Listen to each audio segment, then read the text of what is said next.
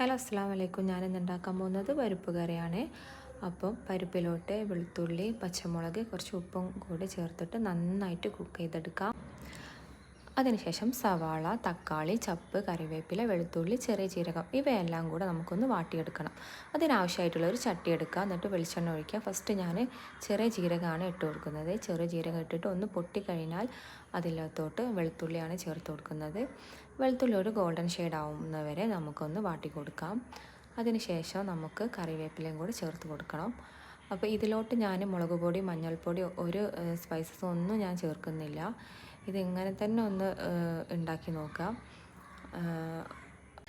വെളുത്തുള്ളി നന്നായിട്ട് മൂത്തതിന് ശേഷം പിന്നെ ചേർക്കുന്നത് കറിവേപ്പിലാണ്. കറിവേപ്പില ചേർത്തതിന് ശേഷം നമുക്ക് സവാള ചേർത്ത് കൊടുക്കാം. സവാള ചേർത്ത് നന്നായിട്ട് സവാള കുക്കായി വരണം. നന്നായിട്ട് വാടി വന്ന് കഴിഞ്ഞ ശേഷം മാത്രമേ ടൊമാറ്റോ ചേർക്കാൻ പാടുള്ളൂ. ടൊമാറ്റോ ചേർത്ത് കൊടുത്താൽ പിന്നെ അധികം വേവിക്കേണ്ട ആവശ്യമില്ല. ഞാൻ ഉണ്ടാക്കുന്ന ഒരു രീതിയാണ് ഞാൻ നിങ്ങളായിട്ട് ഷെയർ ചെയ്യുന്നത്. അപ്പോൾ ഇഷ്ടമാവുകയാണെന്ന് വെച്ചാൽ ലൈക്ക് ചെയ്യുക, ഷെയർ ചെയ്യുക, സബ്സ്ക്രൈബ് ചെയ്യുക, എന്നെ സപ്പോർട്ട് ചെയ്യുക. അങ്ങനെ സവാള ഒന്ന് വാടിക്കഴിഞ്ഞാൽ ഞാൻ ടൊമാറ്റോ ചേർത്ത് കൊടുത്തു. ടൊമാറ്റോയും കൂടെ ചേർത്ത് നന്നായിട്ട് മിക്സ് ചെയ്യുക. ഈ ടൈമിന് കുറച്ച് ഉപ്പും കൂടെ ചേർത്ത് കൊടുക്കാം. പിന്നെ നമ്മൾ മാറ്റി വെച്ച പരിപ്പ് കുക്ക് ചെയ്ത് നല്ല പേസ്റ്റ് രൂപത്തിലാവണം. പരിപ്പ് ഇതുപോലെ ആവണം. അതിന് ശേഷം ഈ മിക്സിലേക്ക് നമുക്കൊന്ന് ഒഴിച്ചു കൊടുക്കാം.